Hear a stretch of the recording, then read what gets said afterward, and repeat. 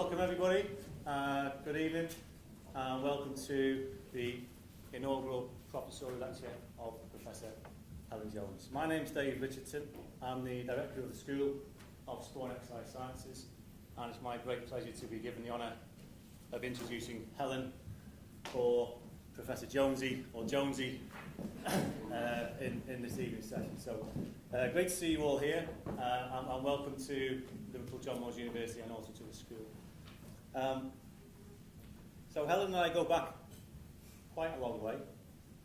So we're almost 20 years since I first met Helen.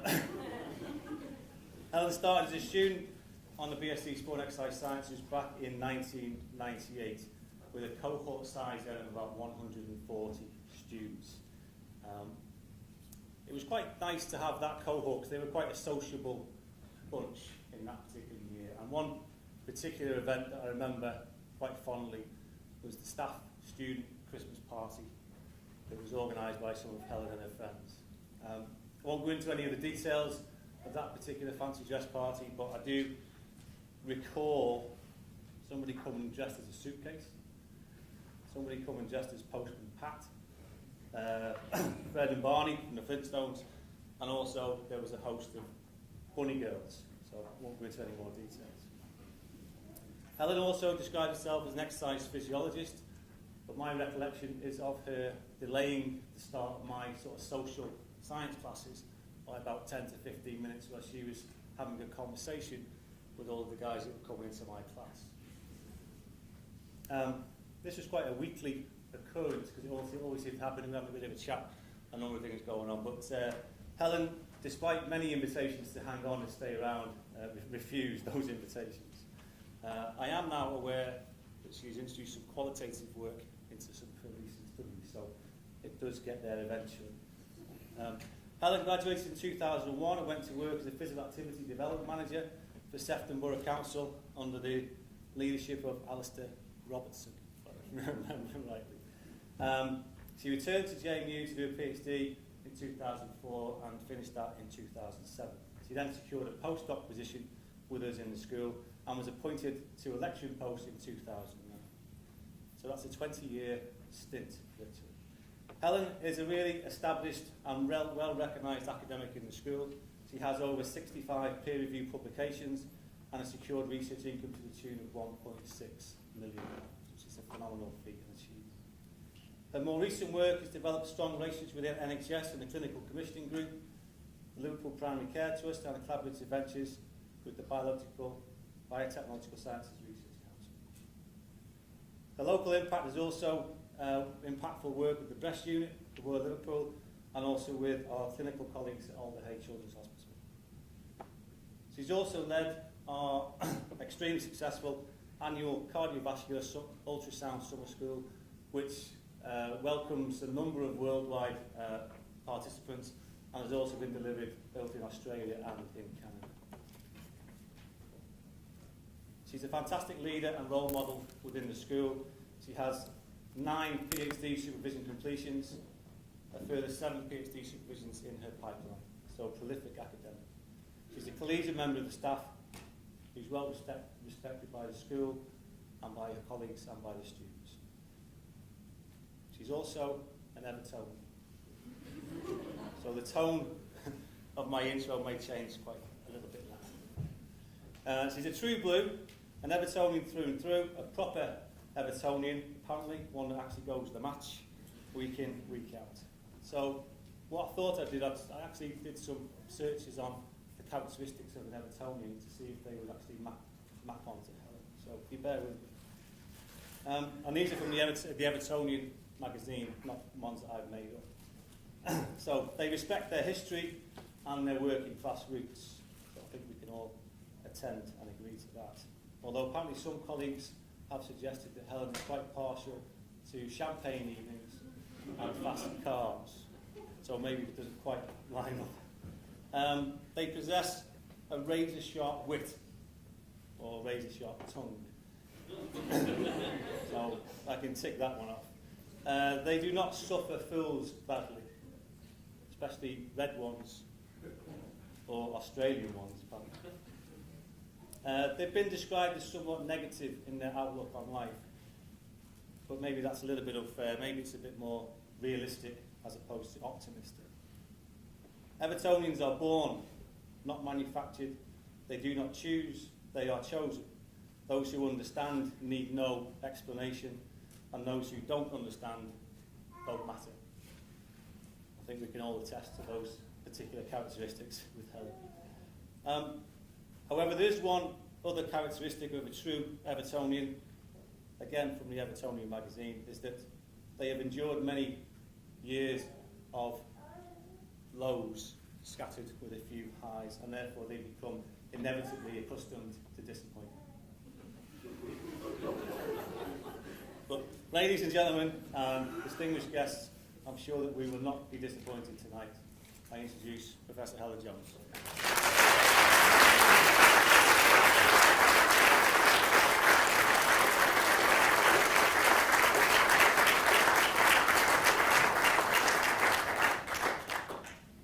Thanks, Dave, for the kind words. I'm glad you didn't have any photos of the fancy girls. I'm not going to stand on the stage because I've got history of falling off that stage teaching second years in here. So I'm going to stand here. Okay, so I wanted to start today by first of all giving a little bit of a timeline, which Dave has sort of alluded to try and point out some key milestones along the way. So as Dave's just suggested, I started my undergraduate here in LJU in 1998.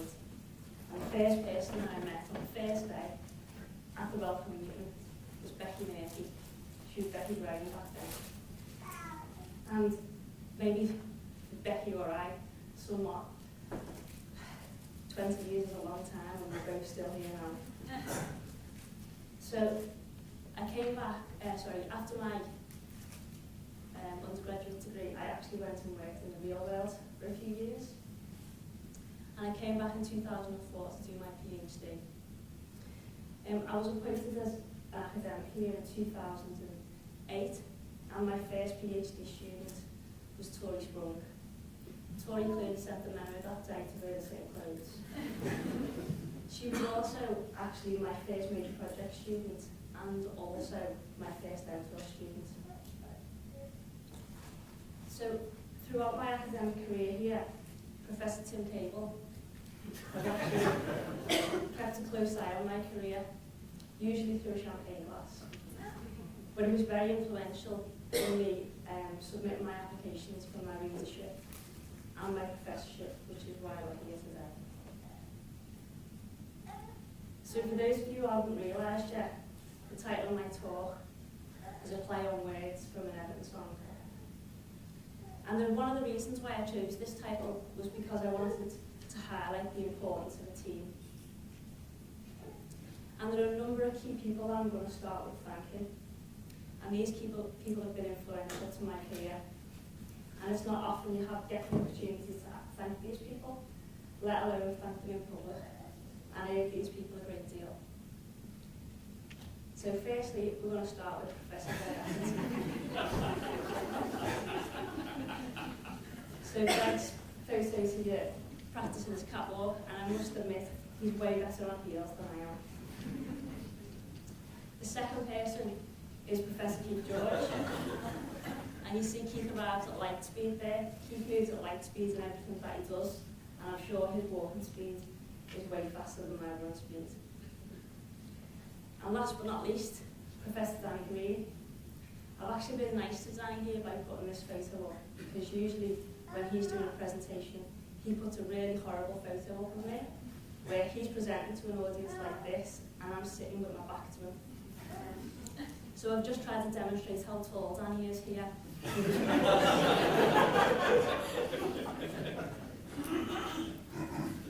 So Greg was actually my undergraduate major project supervisor, and fortuitously I bumped into him up at the Crown Plaza in 2004 at a conference, and he'd just come back to LJU to work. He said he had a PhD studentship advertised, and he suggested that I should apply. And together with Keith, this PhD studentship was advertised. And I didn't actually know Keith at the time, But prior to the interview, I wasn't his first choice for the post. So I must have said something correct at the interview, or Greg and Dave Richardson may probably convince them otherwise. Both Greg and Keith were excellent supervisors. They made my PhD process really easy and enjoyable and very plain sailing. So my PhD was looking at the impact with time and exercise of during the day. Is there an optimal time to get optimal blood pressure responses? And in the PhD, what we found is that actually there is, if we exercise in the afternoon time, that these give us more optimal blood pressure responses in terms of this is important for those who are using exercise training to reduce their blood pressure or control their blood pressure. So you can see here, if we exercise in the afternoon in the blue, our blood pressure stays lower than if we exercise in the morning. We also found that the tubes or the arteries also responded differently if we exercised in the morning or the afternoon, and that this had an impact directly on changes in blood pressure. These three people, so we've got Chloe Taylor at the top, Neil Lewis and Andrew Thompson. These guys all followed up the work from my PhD and their PhDs. So Chloe, her work was following up on the blood pressure, and now she's a senior lecturer at the University of Western Sydney. Mia followed up looking at cerebrovascular responses, so brain blood flow, and she's now a postdoc at the University of British Columbia in Canada. And last but not least, Andrew Thompson. He works up the road at Liverpool University as a postdoc and has become very good at stats. And no, it's not a mistake why Andrew's upside down. Andrew knows why he's upside down. I can't see him, where is he? And he'll always be upside down in any of my slides.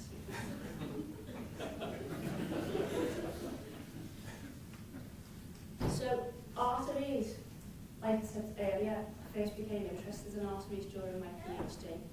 And arteries are present all over the body, including in the skin. And Danny Green has a phenomenal knowledge of vascular physiology. And as a PhD student, he taught me how to actually image arteries using ultrasound. Here's some examples of how to image arteries using ultrasound. But keeping it very simple, arteries actually widen to increase blood flow, or they widen less to decrease blood flow, depending on the demands of the body. And we can use ultrasound like these images to look at these large arteries, either looking down the artery or looking across the artery. So we use images like this in our research studies to look at how much these arteries can widen and at the same time the blood flow going through these arteries. And we can do this, for example, during a bout of exercise, but we also use this to test the health of the artery.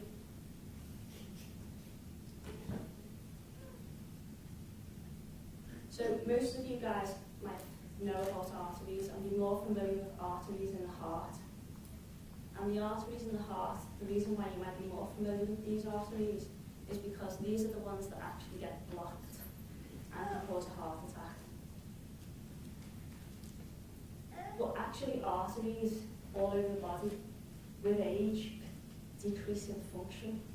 So their widening function becomes impaired. They can also get thickened walls, which also reduces flow.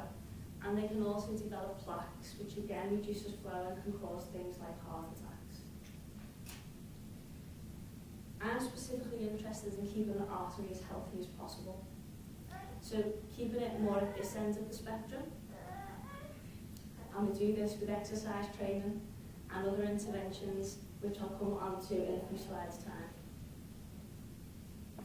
So looking at the artery in a little bit more detail and simply widening.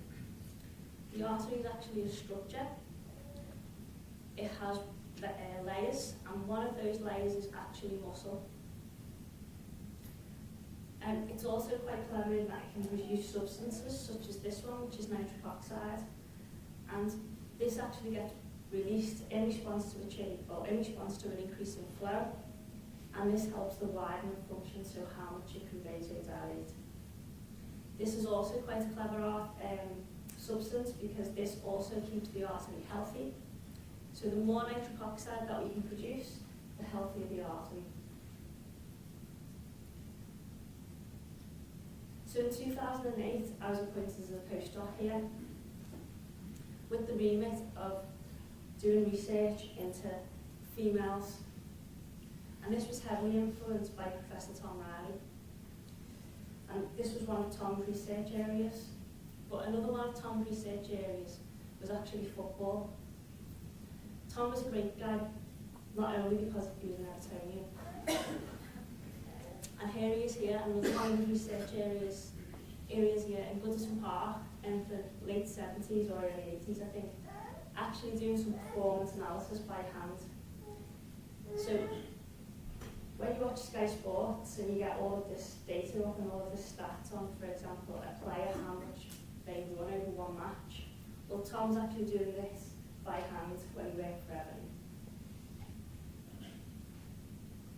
So the first suite of studies that were performed in females was on polycystic ovary syndrome. And this work was conducted by Tori Sprung. Lovely picture of a cute tie on her head. And Tori now works again up the road at Liverpool University as a postdoc. And she's working on clinical trials, trying to keep people who have conditions and diseases healthy with exercise training and drug interventions.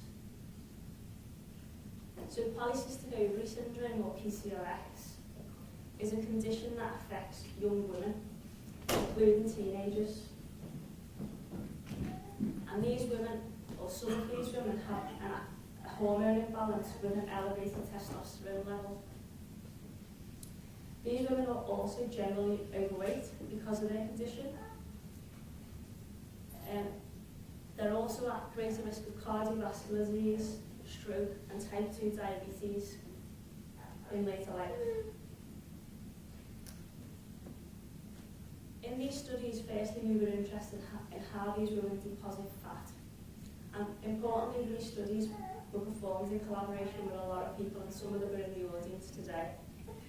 So I know Graham's in the audience, and Graham helps with the MRIs, and he works at up the road at Liverpool University. Sorry, Graham, can't give you the full title. And I've just noticed Nabil Aziz and Kathy Cook in the audience as well. And these guys helped us recruit the patients at Liverpool Women's Hospital. And the other person who was instrumental in these studies was Dr. Dan Cuthbertson, who works at H hospitals. So like I said, we were interested in the deposit of fat and where these were in the body that they deposited this. So we used MRIs, full body MRIs, and we looked to see how much fat they had under the skin. You can see in green. How much fat they had around their organs. So this is just one slice of many. I'm just going to say something again. So one of these people who was really helpful in collaborating in this study was Dr. Dan Cuthbertson, because I've just seen him walking at the back. So we looked at fat around the organs, fat within the organs, this is the liver, and fat within the skeletal muscles in the lower legs. And what we found was that generally these women had a greater fat deposition in all of those sites, but really importantly that they had greater fat deposition around the organs and within the organs. So alongside those measurements of fat, we also looked at artery health. And we used our ultrasound to look at artery health, and what we found compared to women who didn't have PCOS was they had an impaired function.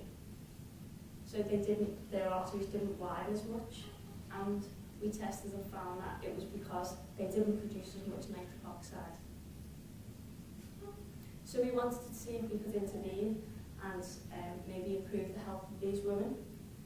And we did this with an exercise training program, nicely demonstrated to you by Keith. And the exercise training program was over a 16-week period, and the women came in here and exercised. And we actually found that we were able to improve the health of their arteries by improving how much nitric oxide that they could produce, and also that they were able to reduce some of their fat deposition. And in this study, it was the fat that you could see, the fat under the skin, which you can see in green here. So these studies showed that women with PCOS who had this condition could actually improve their health with exercise training. The next group of studies that we performed was in the menopause, or during the menopausal transition. And these studies were performed by Tom Bailey, or Beefy Bailey, who is now a postdoc, or actually he's just started his second postdoc this week at the University of Queensland.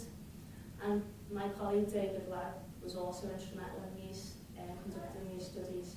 And can't really find many photos without Dave eating or having something in his hand. Again, these were in collaboration with Nabil and Kathy, and they helped us in with recruitment. So, if we were interested in the menopausal transition, we were specifically interested in this dwarf here, which is sweaty. And the reason why we were interested in sweaty is because we wanted to test the hypothesis that an exercise training stimulus could have a positive impact on menopausal hot flushes.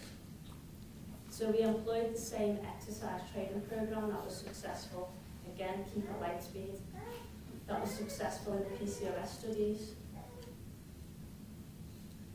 So a menopausal hot flush, or a hot flush, is a huge thermoregulatory event. These changes and some of the symptoms from a hot flush happen instantaneously. So you get skin reddening, which is actually an increase in skin blood flow to the skin, to the arteries are widening. You get an increase in sweating. You get a decrease in brain blood flow and blood pressure, which causes you to become lightheaded. And you also get an increase in heart rate, and some women see that as a race in the heart. So the magnitude of these increases in these, or decreases, are actually similar to if you were actually exercising for 30 minutes at intensity that's going to get you out of breath, or if you're sitting in a very hot room for 30 minutes. But these changes happen instantaneously and for a shorter time period. So the hot flush in this example was actually 9 minutes, and this is the longest one that we actually got a recording from. So what we were trying to do is see if we exercised these women, and the exercise that they performed made them hot and sweaty and out of breath, but improved their fitness, that we could have an impact on how they actually got rid of heat from their body. So we found that the exercise training had a positive impact on these things here, including the widening function of the skin, so you got a greater increase in skin blood flow, which promoted sweating, and you could dissipate heat quicker.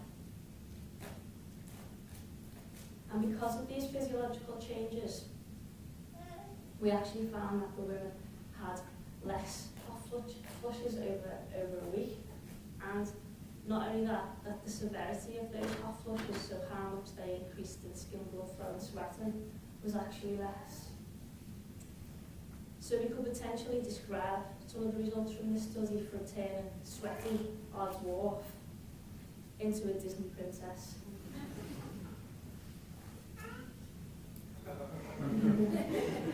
That's me, right?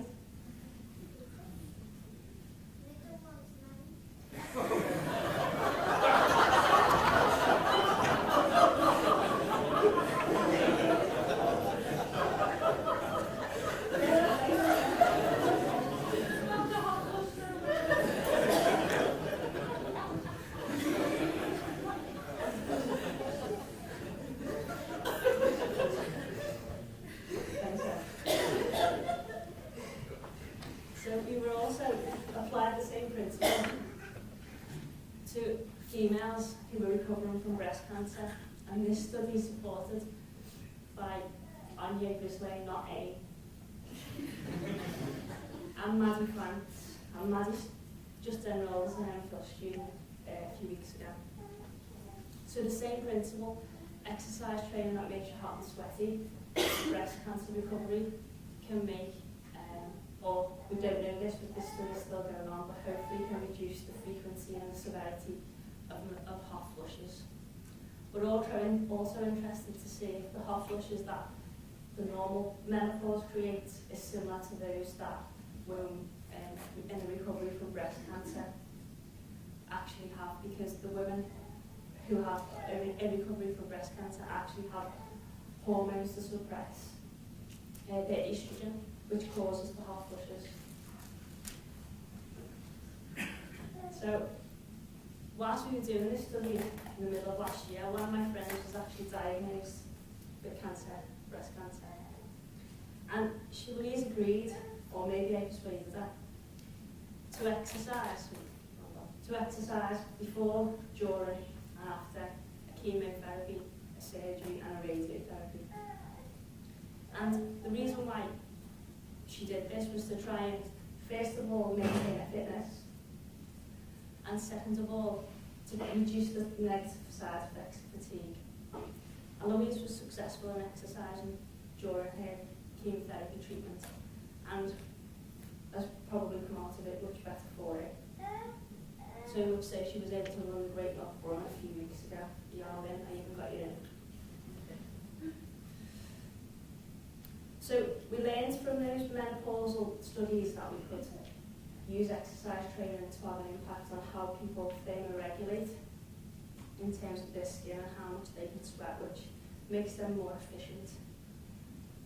But we thought there's other ways that we can make people hot and sweaty and maybe are able to improve their ability to thermoregulate. So we decided to run a study in young, healthy individuals to test this out. And one way which we do this, so we have to make people hot to be able to get them to sweat and increase their skin blood flow. And we do this using this suit here. And we put water through this suit, hot water, to keep people up. And it enables us to measure different things and get the information that we want. And we're quite lucky in the department because people like Louise and other people are very happy to participate in studies that we ask them to. And my students already know this, but if they recruit their supervisor into the study, they're always the worst participants.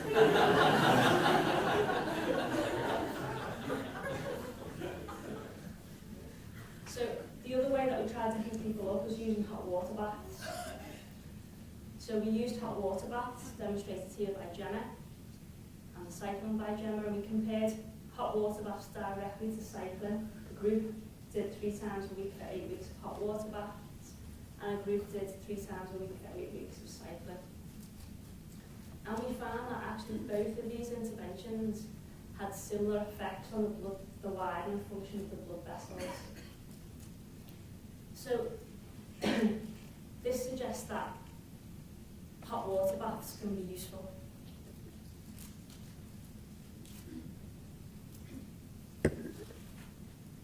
So when I told these guys about this research finding that hot water baths are useful, they were really, really eager to test it out. Just to point out, this water is actually very, very warm. I might have actually told them that it would have been if the hot water baths were actually useful in recovery from a hangover rather than improving their thermoregulation.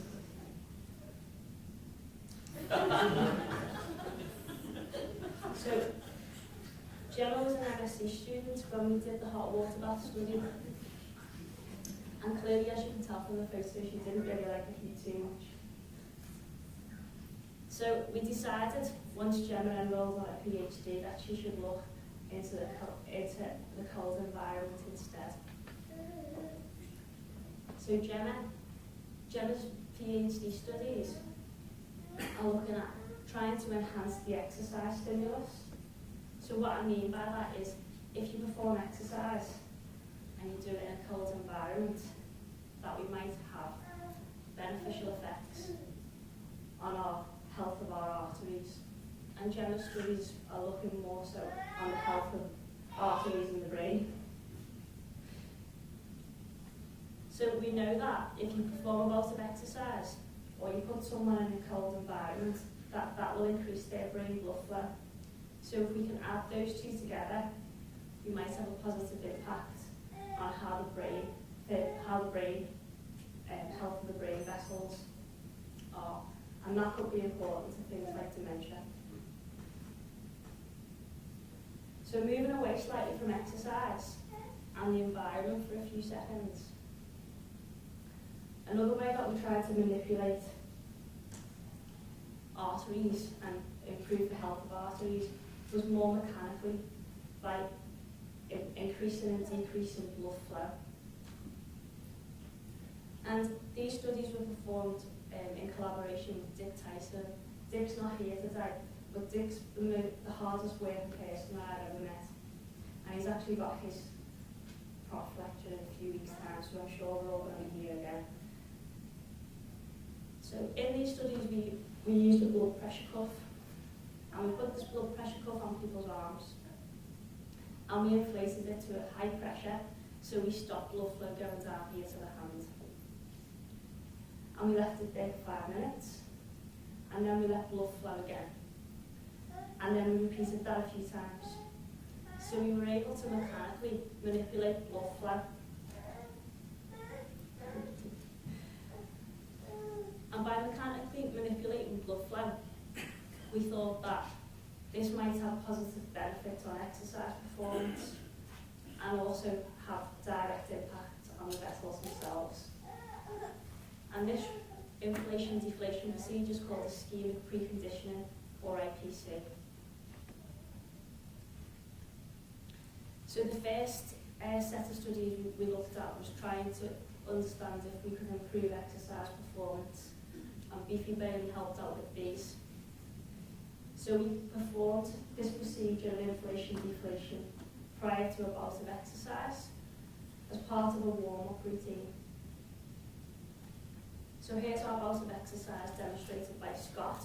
So Scott Cocking is a PhD student currently working on IPC in his thesis. So if you perform IPC prior to a bout of exercise, we found that you could actually improve performance time. So this has an ergogenic effect on performance. We also found that it has an impact on artery function and flow. And it might be that the changes in blood flow impacted on the performance time. Scott's most recent study is actually trying to understand how many times we should apply this inflation-deflation procedure prior to an exercise bout. And he's found that we should do this 4 times. So the optimal dose is increasing and the blood pressure cuff 4 times over and over.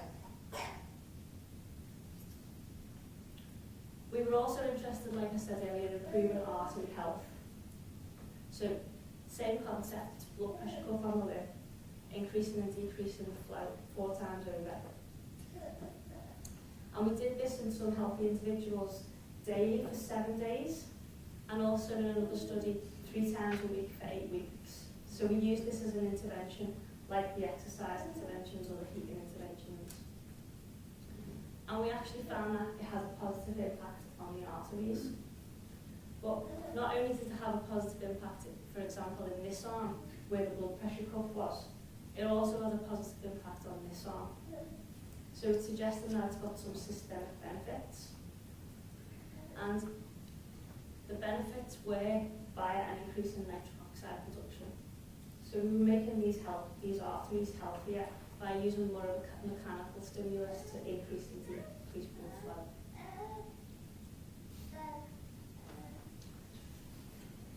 So this is how it's look different now.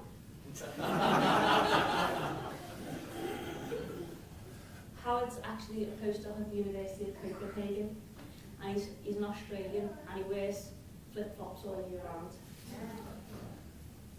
He Helen done his first year as postdoc here at LJU, and together with Joe Maxwell, these guys are looking at using IPC as an intervention to improve health, but also specifically to improve blood flow to the brain and improving the health of the arteries in the brain.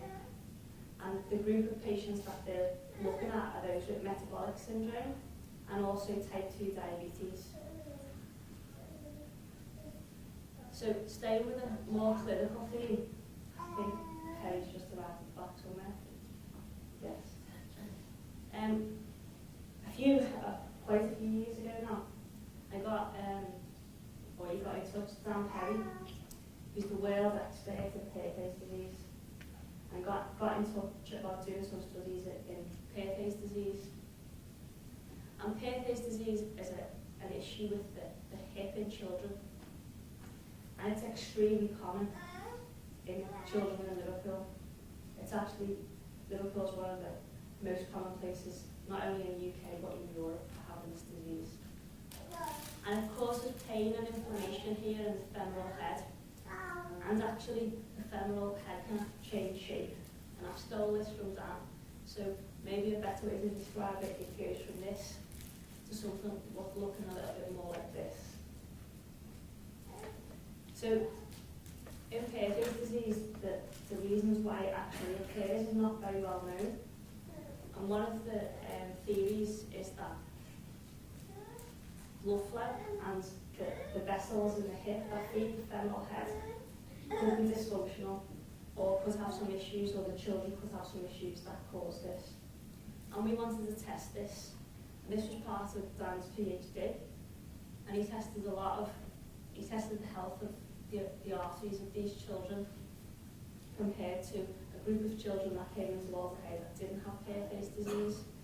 And they found actually that the blood flow in the Perthes children was lower, and the function of their artery, the health of their artery, was less healthy, should you say, than the kids that didn't have Perthes disease. So I think I'm too fast on time. We're still doing some studies with these children. And these studies are currently being performed by Donato Leo. And what Donato is interested in, or what we're interested in, is trying to understand what's important to these children in terms of how they get treated, in terms of what outcome. So is it important to them to reduce their pain? Is it important to them that they get a good night's sleep without waking up and having pain?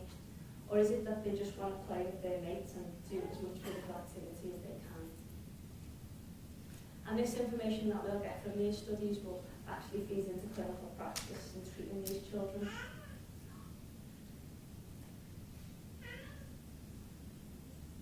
Donato's other studies include trying to monitor how much physical activity that these children do in everyday life using a monitor like this, which I'm sure everybody's seen, it's like a Fitbit. And we can use this monitor to monitor their physical activity over a week and try and correlate that to their last x-ray. And we'll do this at all stages of the disease process. Donato's actually very clever also. We've realised more recently.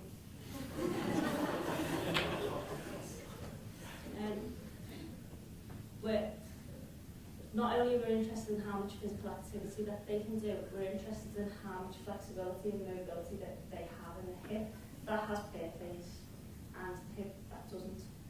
And Donato is trying to develop a sensor which currently looks like this, but will be miniaturised to look in something like this, so they can wear both the physical activity monitor and the sensor, range of motion sensor, to see how much motion and physical activity that they can actually do.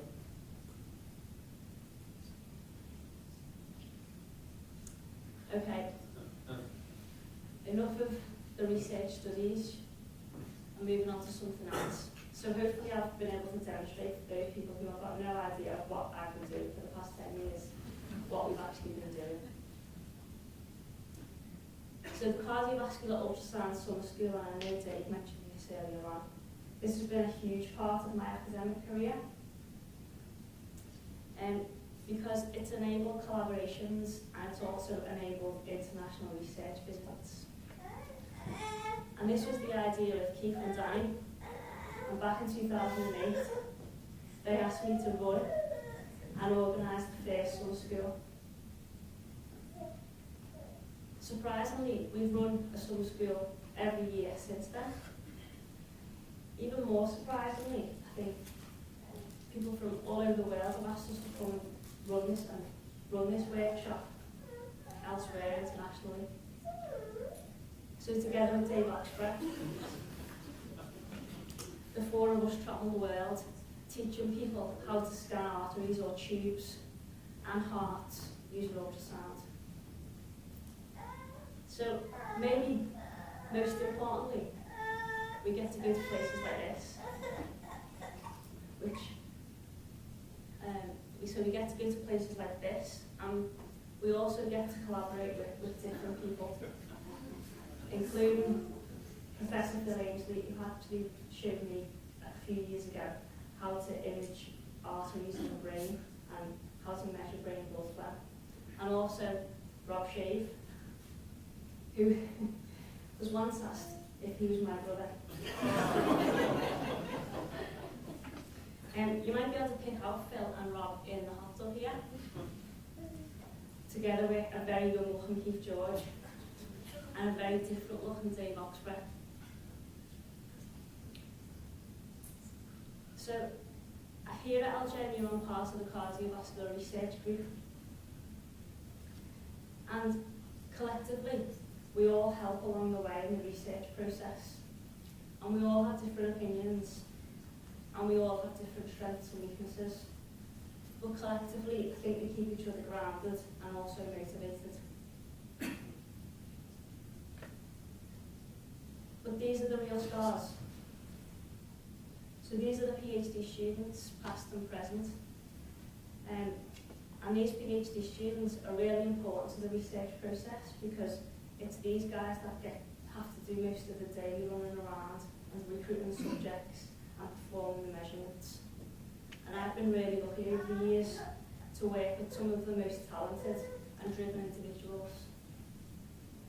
And to quote Professor Tim Cable, if these guys look good on paper, they make you look good. And these guys make you look good. Well, on paper anyway. Right. As I mentioned earlier, Professor Tim Cable kept a watchful eye on me and my career. And Tim's taught me the importance of a team. He's taught me that both empowering individuals is both rewarding and very productive. And my approach to teaching and mentoring students is currently what I've learned from Tim.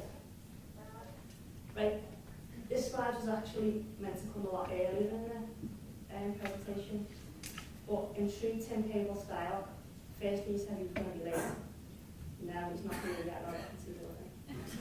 So he's not here, so what we can do is be nasty to him. Firstly, he's going to hate this photo. And secondly, he's getting the first round in. Okay, on a more day-to-day basis,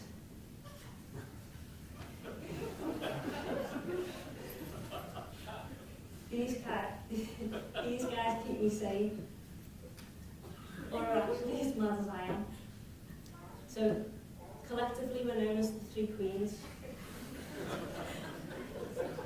So here's me and Nikki actually teaching at Everton Park Sports Centre on a very cold day.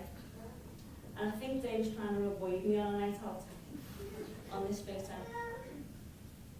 And I actually made Tom Bailey drive around a roundabout about 6 times to get this photo. But both Nikki and I know we always do things the David Lowe way. I've been really lucky to have quite a large number of collaborators and colleagues contributing to research studies and to supervising PhD students. A lot of these have been in Liverpool, but quite a few internationally, and quite a few here at LJMU. I haven't had time or space to fit them all in, but I'd like to take this opportunity to thank these guys as well. I I'd specifically also like to highlight these guys, the support staff, which would probably take me another few slides to fit them all in. So I'm just going to pick out some of the key ones. These guys help us on a day-to-day basis to be able to do anything possible, anything from very simple to very difficult. So Louise, George, Jenna, Dee, can't see yet, Steve, seeing Steve, and even like the likes of Liam doing the AE today. Without these guys, we wouldn't get anything done. So last but not least, I'd like to thank these guys. I mean, these guys support me in everything that I do, even when I make them exercise. We're not allowed to do that in store, are we? Okay, so I'd firstly like to thank you all for coming. I'd like to thank you all for listening. And now to the most important part of the evening. Where's the wine?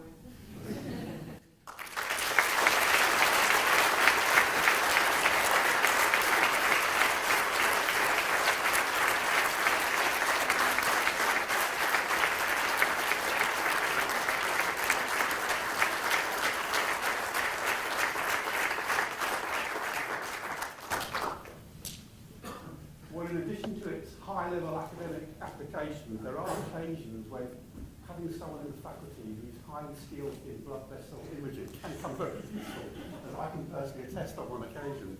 But thanks, Helen, for that talk. And we have a small memento from the faculty and university of the occasion for you.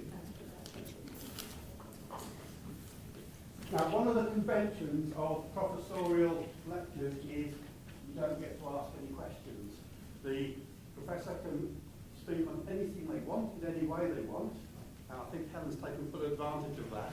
It was a very wide-ranging and obviously very entertaining talk. I don't think everyone in the room found it equally entertaining at all moments, but I think the rest of us enjoyed it. So thanks for that, Helen. You can't ask questions now, but as Helen said, there's some wine outside and some food, so take advantage of that, and also take the advantage, if you have any really pressing questions to buttonhole Helen, I'm sure you'll be willing to deal with those.